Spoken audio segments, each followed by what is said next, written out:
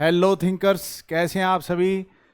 मैं मनमोहन आपके लिए फिर से लेके आया हूं करंट अफेयर की क्लास, जो कि इम्पोर्टेंट होने वाली है आपके हर कॉम्पिटिटिव एग्जाम के लिए। मैं आशा करता हूं कि आप अच्छे होंगे, खुश होंगे और स्वस्थ होंगे और अच्छे से अपनी तैयारी में जुटे हुए होंगे। तो जैसे हम आपका साथ दे रहे हैं आपकी इस जर्नी में, आपसे भी उम्मीद रखते हैं हम कि आप भी हमारा सपोर्ट करें, साथ दें। इस चैनल पे अगर आप नए हैं तो इस चैनल को सब्सक्राइब कीजिए और इस वीडियो को ज़्यादा से ज़्यादा शेयर कीजिए, ताकि आप ही की तरीके से जो एस्पिरेंट्स हैं, जिनका टाइम वेस्ट होता है कि कहाँ से करंट अफेयर पढ़ें, कहाँ से नहीं पढ़ें, कौन सी रिलेवेंट न्यूज़ है, कौन सी नहीं है, उनका काम जो जितना भी हमें एक्सपीरियंस है उसके हिसाब से हम आसान कर पाएँ, क्योंकि अलग अलग रिसोर्सेज से हम न्यूज़ कलेक्ट करते हैं और एक रिलीवेंट जो फैक्चुअल डिटेल्स हैं उनको आपके सामने एक वीडियो के माध्यम से हम लेके आते हैं। अगर इस बीच आपका कोई डाउट है तो नीचे चल रही पट्टी पे आप व्हाट्सएप करके पूछ सकते हैं। अदरवाइज हमारा टेलीग्राम चैनल है, उस पर भी आप काफ़ी सारे लिंक्स को, रिसोर्सेज को एक्सेस कर सकते हैं। जो चैनल का लिंक है वो नीचे डिस्क्रिप्शन बॉक्स में दिया गया है, वहाँ से आप एक्सेस कर सकते हैं भाई। ठीक है, चलिए स्टार्ट करते हैं। पहली न्यूज़ कि सिद्धी ट्राइबल कम्युनिटी के अंदर 72% लिटरेसी रेट देखा गया है, और ये अपने आप में बड़ा काबिल तारीफ है। हमारी जो प्रेसिडेंट है द्रौपदी मुर्मू जी, उन्होंने अप्रिशिएट किया इस चीज़ को। इवन हम भी अप्रिशिएट करते हैं, और बड़ा एक अप्लॉजेबल जो अचीवमेंट है ये।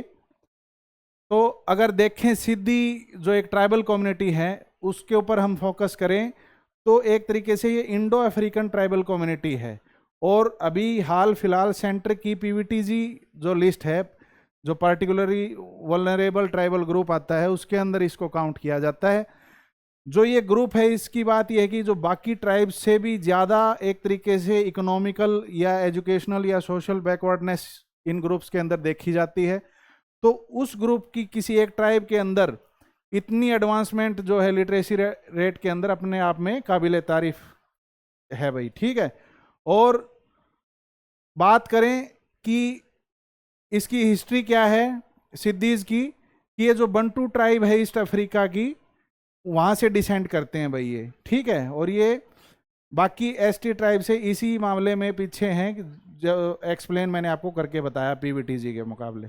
इसका हिस्टोरिकल बैकग्राउंड देखें तो ये दो वेव के थ्रू जो है इंडिया में आए हैं। ठीक है, पहली वेव जो 7th सेंचुरी के अंदर जो अरब मर्चेंट्स हैं, ठीक है, उनके साथ आए हैं। और दूसरे 16th सेंचुरी में जो पुर्तगीज आए थे या ब्रिटिश जो कॉलोनियलिस्ट आए थे, उनके साथ एक तरीके से स्लेव्स के रूप में जो है ये आए थे भाई। ठीक है, और उसके बाद यहीं की मिट्टी में, यहीं की जगह में रच बस गए। लेकिन आज भी जो उनका जो हिस्टोरिकल जो कल्चरल जो जेस्चर है उसको वो भूल नहीं पाए हैं, कोई भी भूल नहीं पाता, और वो उस चीज़ को कैरी किए हुए हैं। ठीक है, ज़्यादातर ये गुजरात में, जो कि जूनागढ़ जैसी जगह गिर फॉरेस्ट एरिया के अंदर पाए जाते हैं। कर्नाटका में जो उत्तर कन्नड़ा डिस्ट्रिक्ट है वहाँ, महाराष्ट्र, तेलंगाना जैसी जगहों पे ये ट्राइब मिलती है भाई। 2003 में जो है सिद्धीज को शेड्यूल ट्राइब के अंदर इंक्लूड किया गया था, और इसी के साथ साथ इनको पीवीटीजी लिस्ट के अंदर भी इंक्लूड कर लिया गया। ठीक है, ज़्यादातर ये कोंकणी, उर्दू और मराठी लैंग्वेज जो है बोलते हैं। वो डिफ़र करता है कि रीजन टू रीजन डिफ़र करता है कि अलग अलग एरिया पे अलग अलग लैंग्वेज जो है बोलते हैं ये। चलिए नेक्स्ट न्यूज़ जो है, सेमीकंडक्टर इनोवेशन म्यूजियम इनॉग्रेटेड इन हैदराबाद। मैंने आपको सेमीकंडक्टर की जो है इम्पोर्टेंस आपको बताई थी बहुत पहले। आई थिंक 10-15 दिन पहले एक क्लास ले रहा था मैं, तो सेमीकंडक्टर की क्या इंपॉर्टेंस है वो मैंने बताई थी, कि जितनी भी आर्टिफिशियल इंटेलिजेंस के अंदर भी और जो भी इलेक्ट्रिकल जो जितने भी एसेट्स हैं उनके अंदर सेमीकंडक्टर का बहुत ज़्यादा काम है। तो ऐसे में जो रेस लगी हुई है नेशंस के बीच में इनोवेशन की, तो उसमें भी हम शामिल हो गए हैं। और हैदराबाद के अंदर जो म्यूजियम है सेमीकंडक्टर इनोवेशन का, वो हमने लॉन्च कर दिया है अक्टूबर 12, 2025 को भाई। ठीक है, और एक तरीके से टेक्नोलॉजी चिप इनोवेशन प्रोग्राम ने इसको लॉन्च किया है। और इंडिया का पहला सेमीकंडक्टर इनोवेशन म्यूजियम है ये, ठीक है, जो कि पब्लिक एंगेजमेंट को एनहांस करेगा और इंडस्ट्री कोलैबोरेशन के अंदर जो है हेल्प करेगा। इसके अंदर क्या क्या एग्जिबिट्स हुआ है? इंडिया का पहला इंडिजिनस आर्टिफिशियल इंटेलिजेंस चिप और AI powered humanoid robots, robotic pet companions और रीयूजेबल रॉकेट इंजन प्रोटोटाइप। ऐसी ऐसी चीज़ें जो भी जहाँ भी सेमीकंडक्टर जिनके अंदर एडवांसमेंट लेके आ सकता है, इनोवेट कर सकता है जिन चीज़ों को, वहाँ इस सेमीकंडक्टर को यूज़ में लिया जाएगा और ये चीज़ें एग्जिबिट की गई हैं। बात करें चली हैदराबाद की, तो तेलंगाना की ये कैपिटल है। तो हम हर न्यूज़ के अंदर अगर किसी स्टेट का अगर जिक्र करते हैं तो आज भी क्यों पीछे रहे? फिर तेलंगाना के बारे में देखते हैं कि कैपिटल हैदराबाद है, चीफ मिनिस्टर वहाँ के अनुमुला रेवनाथ रेड्डी है, ठीक है, रेवंत रेड्डी साहब वहाँ के सीएम हैं। नेशनल पार्क की अगर बात करूँ तो कासू ब्रह्मानंद रेड्डी नेशनल पार्क है, मुर्गोवानी नेशनल पार्क है, महावीर हरिना वनस्थली नेशनल पार्क है। वाइल्ड लाइफ सेंचुरी की बात करूँ तो कवल वाइल्ड लाइफ सेंचुरी है, पोचरम वाइल्ड लाइफ सेंचुरी और मंजीरा वाइल्ड लाइफ सेंचुरी वहाँ है भाई, ठीक है। नोबेल प्राइज इकोनॉमिक्स के अंदर दिया गया है किन किन को? Joel Mokyr, Philippe Aghion and Peter Howitt को, ठीक है। किस चीज़ के लिए दिया गया है? कि जो भी ये टेक्नोलॉजिकल एडवांसमेंट है वो कैसे वर्ल्ड की इकोनॉमीज को कैसे इम्पैक्ट करेंगी, ठीक है, कैसे क्या इफेक्ट रहेगा उसका, नेगेटिव रहेगा तो वो मिटिगेट कैसे करना है, पॉजिटिव रहेगा तो अच्छी बात, और जो रहा भी है उनकी रिसर्च के अकॉर्डिंग उन्होंने ऐसा बताया है, ठीक है। तो मेनली उन्होंने टेक्नोलॉजिकल प्रोग्रेस और क्रिएटिव डिस्ट्रक्शन के बारे में बात की है और एक सस्टेनेबल प्रोस्पेरिटी जो हुई है पिछले 2 सेंचुरी के अंदर उसके ऊपर उनकी रिसर्च है भाई, ठीक है। Indian navy inaugurates Trinetra static firing facility for naval weapon testing at Bheemunipatnam, ठीक है। ये एक तरीके से जो ये फायरिंग फैसिलिटी है नवल वेपन्स टेस्टिंग की, उसके अंदर जो है साइंटिफिक असेसमेंट होती है, जो भी नवल जो टैक्स वगैरह होते हैं उनमें जो आर्टिलरी वगैरह यूज होती है, चाहे वो कोई और आर्सेनल हो जैसे मिसाइल वगैरह, उनकी टाइम टू टाइम जो असेसमेंट होती है कि वो कितने कैपेबल रह गए हैं और या कितने वर्दी रह गए हैं, ठीक है। तो अगर इसके ऊपर हम विचार करें तो ये कहाँ इनोग्रेट किया गया है?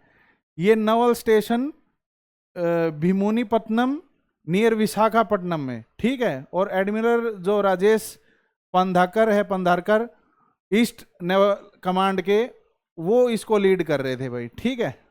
और ये इंडिजिनसली बेस्ड टेक्नोलॉजी है ये, और फॉरेन जो OEM है मतलब ओरिजिनल इक्विपमेंट मैन्युफैक्चरिंग, उनके ऊपर हमें आश्रित ना होना पड़े, हम सेल्फ डिपेंडेंट बने, इसमें भी ये काफ़ी चीज़ों में योगदान देगी ये चीज़, ठीक है। चलिए नेक्स्ट न्यूज़ है INS Abhay and fast track craft T82, ठीक है, जिसको शॉर्ट फॉर्म में फैक्ट 82 भी बोल सकते हो आप। ये डीकमीशन हो गई है वे दोनों जिन्होंने 30 साल तक देश की सेवा की है, ठीक है। अगर बात करें नवल शिप अभय की और फैक्ट 82 की, तो ये 6 अक्टूबर को जो है डीकमीशन हो गए थे, और सेरेमनी जो है वो किसके द्वारा प्रेसाइडेड ओवर की गई? एडमिरल कृष्णा स्वामीनाथन, जो कि वेस्टर्न नवल कमांड की ऑफिसर हैं, कमांडर इन चीफ हैं, ठीक है। और इसमें बाकी और भी ऑफिसर्स शामिल हुए। की हाइलाइट्स की अगर बात करें तो INS अभय, जिसको POC 2 क्लास कॉर्वेट भी बोलते, कॉर्वेट मतलब कोई भी एक ऐसा मतलब आर्सनल जो मतलब कॉन्वॉय के अंदर डिप्लॉय किया जाता है ताकि जो वॉरशिप है टैक्टिक्स है उनके अंदर इंप्रूवमेंट लेके आ सके। तो INS अभय सोवियत POC 2 क्लास का एंटी सबमरीन कॉर्वेट है और कमीशन हुआ था 10 मार्च 1989 को पोती के अंदर, जो कि जॉर्जिया में है, USSR में। उस टाइम USSR था रसिया की बजाय, ठीक है। 90s में, बाद में रसिया अलग बना, ठीक है। And played a role in anti submarine surveillance, ठीक है, और effectively used its anti submarine warfare sensor. इसके अंदर जितने भी सेंसर वगैरह जो सबमरीन के को डिटेक्ट करते हैं, बाद में टॉर्पीडो वगैरह लॉन्च करने के सारा सिस्टम जो है इसके अंदर इंक्लूड था। आईएनएस अभय जो है ये किसकी कमांड में था? कमांडर अभय कुमार सिंह, जब ये डीकमीशन हुआ भाई, ठीक है। अब बात करें इनफैक्ट T-82 सुपर द्वारा mark 2 class fast attack craft है ये एक तरीके से, और ये कमीशन हुआ था 9 अक्टूबर 2003 को, कहाँ? नेवल डॉकयार्ड मुंबई के अंदर भाई। और इसका मेन मोटो क्या है? Stealth and strike. स्टील्थ मतलब चुपके से, चोरी से जाओ और सिस्टम को फारिग उड़ा दो, स्ट्राइक, ठीक है। चलिए नेक्स्ट न्यूज अगर हम पढ़ें, department of empowerment of person with disability launches revamped Sugamya Bharat app to enhance digital accessibility for persons with disabilities. Recently मैंने आपको पर्पल फेस्ट जो है कवर करवाया था, जो कि गोवा के अंदर चल रहा है, जो कि पर्सन विद डिसेबिलिटीज के की जो समाज के अंदर इंक्लूसिविटी है उनके ऊपर बात कर रहा था, और 3 की इनिशिएटिव वहाँ पे मैंने आपको एक्सप्लेन किए थे कि कैसे जो उनके रिलेटिव्स हैं, कोई डीफ के, कोई जो फिजिकली चैलेंज्ड पर्सन है उसके, तो उनको कैसे ट्रेन किया जाए, ठीक है। आईलेट्स की बुक भी डिज़ाइन की थी, मैंने बताया था। तो लाइकवाइज एक सुगम्य भारत ऐप भी लॉन्च हुई है उसी ऐप के अंदर, जिसके बारे में मैं आपको बताना चाह रहा था, जो कि एप्पल का जो iOS है उसके ऊपर भी अवेलेबल है और एंड्रॉयड के ऊपर भी अवेलेबल है भाई, ठीक है। ये ओरिजिनली जो लॉन्च हुई थी वो किसके अंडर हुई थी? द एक्सेसिबल इंडिया कैंपेन, सुगम्य भारत अभियान के अंडर जो है ये लॉन्च की गई है भाई। इसके अंदर voice navigation, screen reader compatibility, multi language support जो है, काफ़ी सारी चीज़ें हैं जो कि डिजिटल इंक्लूजन के अंदर जो इंश्योर करती है डिजिटल इंक्लूजन को ऐसे लोगों के लिए जो कि फिजिकली चैलेंज्ड हैं। अब एक बुक का जिक्र करेंगे, इसके राइटर हैं TN खुशू, जो कि महात्मा गांधी जी की एनवायरनमेंट को लेके जो फिलॉसफी थी उनकी बात कर रहे हैं इस बुक के अंदर। उनका उस बुक का टाइटल है Mahatma Gandhi and the environment, analysing Gandhian environmental thought by TN Khoshoo. यहीं पे गांधी जी का एक कोट आ गया कि the earth has enough to feed your need but not your greed, ठीक है। आपकी जो बेसिक नीड्स हैं उनको पूरा करने के लिए इस प्रकृति के पास इनफ संसाधन हैं, लेकिन अगर आप लालच करोगे तो लालच तो बुरी बला होती है, लालच ना किसी का पूरा होता, ठीक है। इसलिए आदमी के अंदर अनरेस्ट रहता है माइंड के अंदर, क्योंकि उसकी ग्रीड पूरी नहीं होती।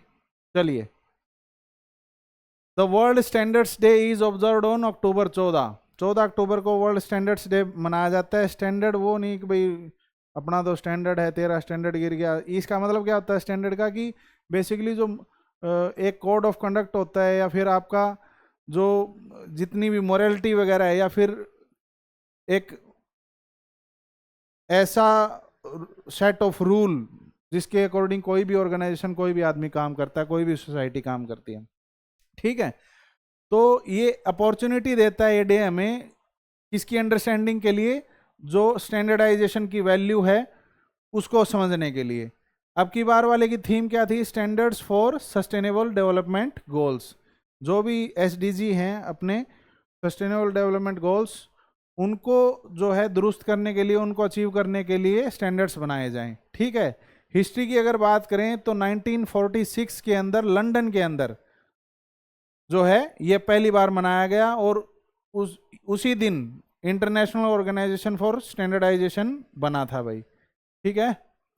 चलिए, तमिलनाडु के अंदर एक आयरन एज साइट जो है डिस्कवर हुई है, और वो आर्कियोलॉजिकल पॉइंट ऑफ व्यू से और आपके एग्जाम पॉइंट ऑफ व्यू से इंपॉर्टेंट है, कहीं पूछ ली तो आप, मैं नहीं चाहता कि ऐसे सर खुजाते रहो। तो देख लेते हैं एक बार, तमिलनाडु के जो स्टेट डिपार्टमेंट ऑफ आर्कियोलॉजी है उसने थिरुमल्लपुरम जो है उसकी तेनकासी डिस्ट्रिक्ट के अंदर इस आयरन एज बुरियल साइट को एक्सकवेट किया है भाई, जो कि वेस्टर्न घाट में है, ठीक है। और इसको माना जाता है कि मिड 3rd मिलेनियम BCE से बिलोंग करती है, मतलब 3000 BC से 2000 BC के आसपास, ठीक है। और इसको कंपेयर किया जा रहा है तमिलनाडु की पहले की जो आर्कियोलॉजिकल साइट्स हैं वो जो मिली हैं उनके साथ, और ताकि हिस्ट्री को जो है वो और फर्दर एक्सप्लोर किया जा सके। और वो साइट्स कौन सी है तमिलनाडु की बाकी वाली, वो हैं आदिचनल्लूर एंड शिवंगलाई, ठीक है। ये 2 साइट हैं। तो इन 3 साइट का आपको याद रखना है कि ये किस एज से हैं और ये कहाँ तमिलनाडु में है, ठीक है। India approves Maitri 2 Antarctic research station. Antarctic region के अंदर इंडिया आज के दिन काफ़ी कुछ एक्सप्लोर करने की कोशिश कर रहा है। जो लाखों करोड़ों साल से जो बर्फ़ की परतें दबी हुई हैं उनके नीचे जो बायोडाइवर्सिटी है उनको एक्सप्लोर करने की बात चल रही है, ठीक है। और जो इम्पोर्टेंट मिनरल्स वगैरह है उसको निकालने की बात चल रही है। तो वहाँ हमने काफ़ी सारे जो प्रोजेक्ट्स हैं चला रखे हैं उस रीजन के अंदर। तो ये 4th ऐसा रिसर्च स्टेशन जो है हमने लॉन्च किया है, मैत्री 2। उससे पहले 3 हम ऑलरेडी लॉन्च कर चुके हैं, उनका जिक्र मैं करता हूं। उससे पहले मैत्री 2 के बारे में हम जान लेते हैं कि इसका बजट लगभग 2000 करोड़ है और ऑपरेशनल हो जाएगा ये जनवरी 2029 को, ठीक है। और ये 4th फैसिलिटी ये मैंने आपको बता दिया। और national centre for polar and ocean research जो कि किस मिनिस्ट्री के अंदर है, अर्थ साइंस मिनिस्ट्री के अंदर, वो इसको लीड करेगी इस प्रोजेक्ट को। भाई बैकग्राउंड की अगर बात करें तो 3 ऑलरेडी लॉन्च कर चुके हैं हम। एक तो 1980s के अंदर, ठीक है। और फर्स्ट जो बेस बना है दक्षिण गंगोत्री, ठीक है। और फिर सेकंड बना है मैत्री जो कि 1989 के अंदर। फिर भारती बना जो कि 2012 के अंदर बना है, ठीक है। तो ये 3 प्रोजेक्ट ऑलरेडी जो है वर्किंग में है। 4th जो है मैत्री 2 वो लॉन्च हो जाएगा 2029 के अंदर, जनवरी के अंदर, ठीक है। और ये जो मैत्री है ये कहाँ लोकेट करता है, स्काईमर्सर ओसिस जो है ईस्ट अंटार्कटिका का, वहाँ ये सिचुएटेड है भाई, ठीक है। चलिए, new begonia species named Shona Buku Shulu discovered in Arunachal Pradesh. एक नई स्पीशीज जो है बेगोनिया स्पीशीज, वो एक तरीके से प्लांट है, रेड लीफ का प्लांट है, ठीक है। उसको नोबल रेड भी बोला गया उस प्लांट को। उसका जो साइंटिफिक नेम रखा है वो रखा है शोना बुकू चुलू डिस्कवर्ड के ऊपर, जो कि वहाँ के डिप्टी चीफ मिनिस्टर थे उनके नाम के ऊपर रखा गया, जिनका नाम था शोना, मिनिस्टर शोना, ठीक है। शोना ओ सोना वो वाला नहीं, शोना मतलब CH है इसमें, ठीक है। क्यों रखा गया उनके नाम पे, क्योंकि जो हॉर्टिकल्चर डेवलपमेंट के अंदर उन्होंने काफ़ी काम किया था, इसलिए रखा गया भाई, ठीक है। और इंडिजिनस लैंग्वेज के अंदर इसको आर्य रक्त भी बोला जाता है, जो कि संस्कृत के अंदर है आर्य रक्त इसका नाम। तो ये बता दिया मैंने, अरुणाचल प्रदेश में मिला है, बस इतना ही याद रखना है इसका। इंडिया यूके ने लॉन्च किया है connectivity and innovation centre 6G को बूस्ट करने के लिए, और जो डिजिटल टाइज हैं दोनों कंट्रीज के बीच में उसको और प्रोग्रेसिव वे में एंगेज करने के लिए, ठीक है। इसमें क्या है कि 3 की एरिया को सेंटर जो है कंसंट्रेट करेगा 3 की एरिया के ऊपर। पहला तो transform telecom networks using artificial intelligence, जितने भी जो टेलीकॉम नेटवर्क्स हैं उनको बूस्ट किया जाएगा AI के साथ। सेकेंडली जो नॉन टेरेस्ट्रियल नेटवर्क है उसको ज़्यादा महत्व दिया जाएगा, मतलब सैटेलाइट वे से आपका नेट चलता रहेगा, मतलब ऐसे नहीं कहीं से तारे वारे उखड़ गए तो आपका नेट बंद हो गया, ठीक है। थर्ड वन जो है वो टेलीकॉम साइबर सिक्योरिटी को एनहांस करने की बात चल रही है, और एक तरीके से सिक्योर कम्युनिकेशन सिस्टम को ईजाद करने की बात चल रही है भाई। तो ये 3 की एरिया इस इनिशिएटिव के अंदर जो है ध्यान में रखे जाएंगे। इंडियन वोल्फ को वल्नरेबल लिस्ट कर दिया गया है IUCN की रेड लिस्ट के अंदर, ठीक है। और 3000 मैच्योर इंडिविजुअल्स जो है बचे हुए हैं देश के अंदर। ये कहाँ मिलते हैं, इंडियन वोल्फ का नाम जो है साइंटिफिक कैनिस लूपुस पेलिपिस है, ठीक है। और एक तरीके से one of the most ancient और रिलीजिव वोल्फ लीनियज है ग्लोबली। ये हिस्टोरिकली बात की जाए तो ये इंडिया और पाकिस्तान में पाई जाती है। इंडिया में कहाँ? महाराष्ट्र, गुजरात और राजस्थान के अंदर ये पाई जाती है भाई, ठीक है। और मोस्ट जो वॉल्स हैं वो प्रोटेक्टेड एरिया के बाहर ही, मतलब कई बार आपने देखा भी होगा न्यूज़ वगैरह के अंदर, सोशल मीडिया के अंदर भी देखा होगा कि भाई लोमड़ी देखने को मिल गई, ठीक है। रिसेंटली जो है आईयूसीएन की असेसमेंट में ये पाया गया, जिन्होंने लगभग 10,000 लोकेशंस और हैबिटेट को एक हैबिटेट मॉडलिंग के तहत एसेस किया था कि इनकी जो संख्या है वो कम हो गई है, 2877 से 3310 के आसपास रह गई है, ठीक है। और ये डिक्लाइन क्यों हुआ? एक तो हैबिटेट लॉस हो गया, क्योंकि डे बाय डे जैसे पॉपुलेशन बढ़ रही है वो अपने लिए घर बना रहे हैं, और जो घर जिनका नेचुरली था, हैबिटेट थी, उनको वेनिस आउट कर रहे हैं, ठीक है। ह्यूमन प्रोसिक्यूशन की वजह से, जैसा कि मैंने बताया, disease, hybridization with feral dogs, उनके साथ मेटिंग के साथ भी जो है ये ब्रीड खत्म हो रही है। एग्जाम्पल के रूप में माने तो महाराष्ट्र के अंदर जो है ग्रेट इंडियन बस्टर सेंचुरी के अंदर 41% डिक्लाइन देखने को मिला है 2007 से 2023 के बीच में इन वोल्व्स का, ठीक है। चलिए, फेयर से फुर्सत स्कीम, इसकी बात की जाए तो सिविल एविएशन मिनिस्टर जो है श्री राम मनोहर नायडू साहब, उन्होंने फेयर से फुर्सत स्कीम को लॉन्च किया है, और इसके तहत वो एक फिक्स फेयर प्राइस जो है लोकल फ्लाइट्स का वो रखना चाहते हैं। क्योंकि अगर आपने कभी फ्लाइट की टिकट्स बुक की होंगी तो वो क्या है कि रेट जो है फ्लक्चुएट करता रहता है, वो देखते हैं कि इस टाइम कोई फेस्टिवल तो नहीं है तो रश ज़्यादा है तो रेट हाई मिलेंगे, ठीक है। और यूँ है कि कल परसों जाना है, कितनी अर्जेंसी में चाहिए, तो उस हिसाब से भी वो लो और हाई कर देते हैं रेट। तो उसको क्या है, मेंटेन करने का काम यहाँ करेंगे कि इन चीज़ों का इम्पैक्ट एक लोकल जो नागरिक है, ठीक है, उसके ऊपर ना पड़े, क्योंकि वो तो डोमेस्टिक फ्लाइट में जो है इधर से उधर ट्रैवल करेगा, तो एक फिक्स्ड जो फेयर प्राइस है वो रखा जाए, इसलिए इसका नाम है फेयर से फुर्सत। और ये जो उड़ान, जो रीजनल कनेक्टिव स्कीम है, उड़ान मतलब उड़े देश का आम नागरिक, उसको उसके साथ इंटीग्रेट इसको किया गया है भाई, ठीक है। और किसके द्वारा लॉन्च किया गया? ये अलायंस एयर के द्वारा। अलायंस एयर एक गवर्नमेंट ओन्ड जो है एंटिटी है, लेकिन पहले ये किसके पास थी? अलायंस एयर, अलायंस एयर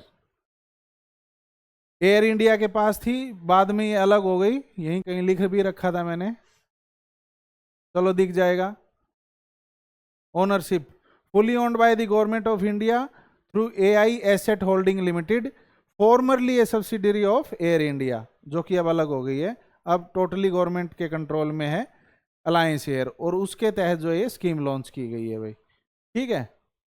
चलिए, ये मैंने आपको बता दिया, एक तरीके से बैकबोन का काम करेगी, जो रीजनल जो कनेक्टिविटी का जो सिस्टम है, उड़ान जो है आपकी रीजनल फ्लाइट, जैसे हिसार में भी एक एयरपोर्ट बना दिया, जो कि कभी हरिद्वार कभी जयपुर वगैरह ऐसी फ्लाइट्स ही होती हैं, यहाँ पे इंटरनेशनल फ्लाइट है नहीं, ठीक है।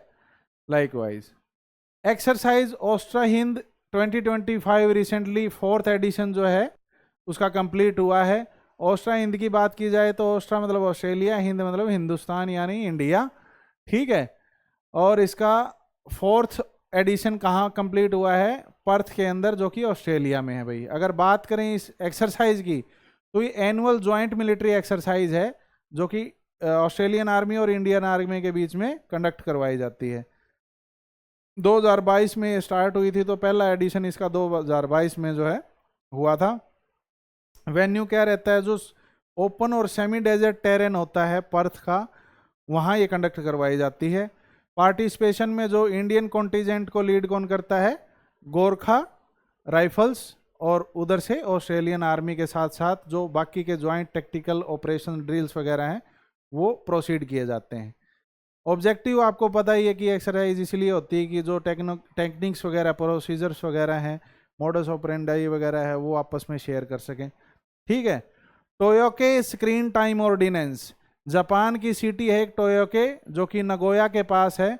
उसने पहला ऐसा ऑर्डिनेंस पास किया है कि एक मैक्सिमम एक दिन में 2 घंटे जो है स्क्रीन टाइम दिया जाए सभी जो रेजिडेंट्स हैं, मतलब जो उस रिसाइड जो कर रहे हैं, वहाँ रह रहे हैं, उन लोगों को, ताकि जो नेगेटिव इम्पैक्ट है लोगों के ऊपर, जैसे रोट जैसे ब्रेन रोटिंग वगैरह और डूम स्क्रोलिंग वगैरह ऐसी चीज़ें जो हैं उनके अंदर क्रिएट ना हो, लोग प्रकृति के साथ भी जुड़े और फेस टू फेस कम्युनिकेशन के अंदर विश्वास रखें।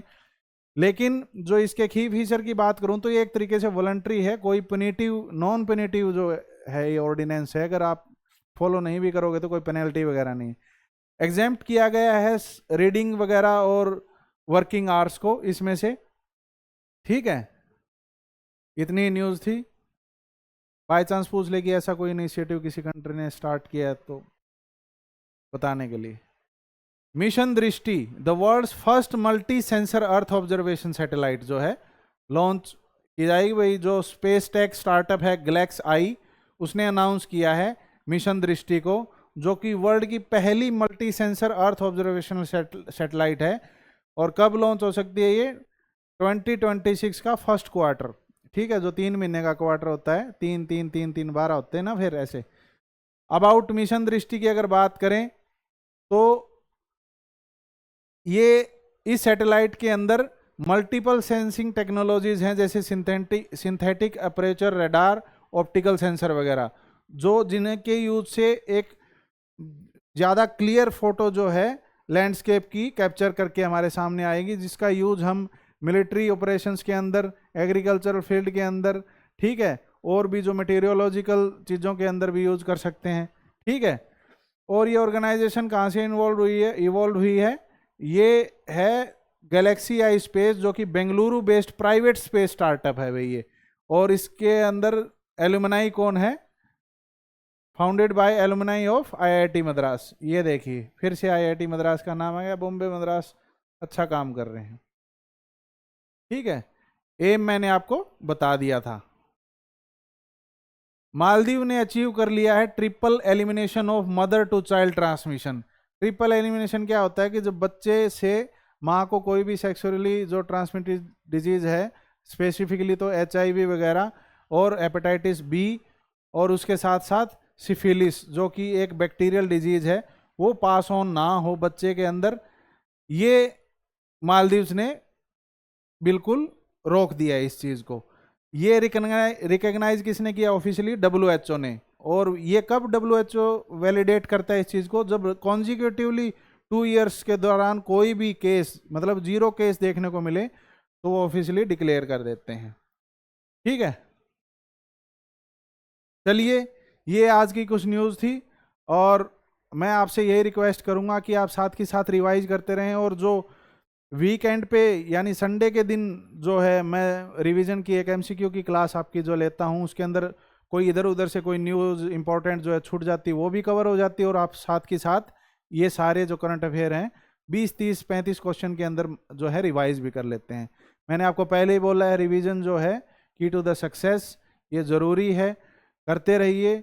और अपने टाइम को और अपने गोल को अलग अलग पार्ट्स में डिवाइड कीजिए। छोटे छोटे गोल को डेली अचीव करेंगे तो आपका डोपामिन लेवल ठीक रहेगा, खुश रहेंगे, खुश रहोगे तो सारी चीज़ें, हर चीज़ का सॉल्यूशन आपके दिमाग में आ जाएगा, जो मुसीबतों से आप मतलब गुजर भी रहे होंगे तो, ठीक है।